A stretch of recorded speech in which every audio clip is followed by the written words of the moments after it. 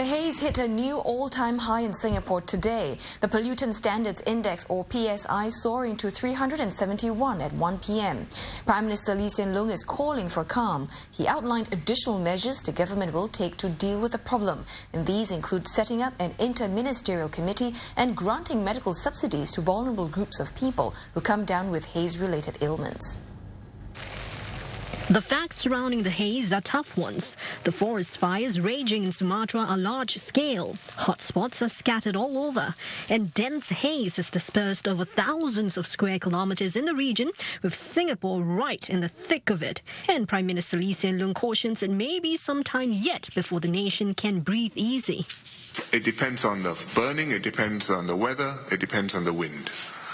It can easily last for several weeks, and quite possibly it could last longer until the dry season ends in Sumatra, which may be September or October. The priority, he says, is to ensure the health and safety of Singaporeans and that life goes on. But better data will be made available so Singaporeans can anticipate what the haze situation might be and take the necessary precautions. There will also be daily media briefings. We have had feedback that the current channels for information, there are gaps, and we acknowledge that there are gaps and we're trying to plug them. Vulnerable groups like those under 18 and above 65 who visit the GP with haze-related ailments need only pay a flat fee of $10.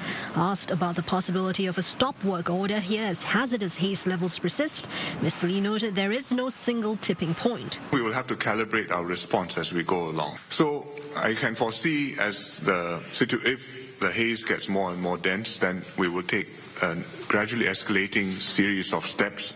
You can ask people to work for shorter periods outdoors. You can ask people to put off doing the more strenuous work outdoors. You can ask people to take breaks if they're working outdoors. We can ask people to have masks.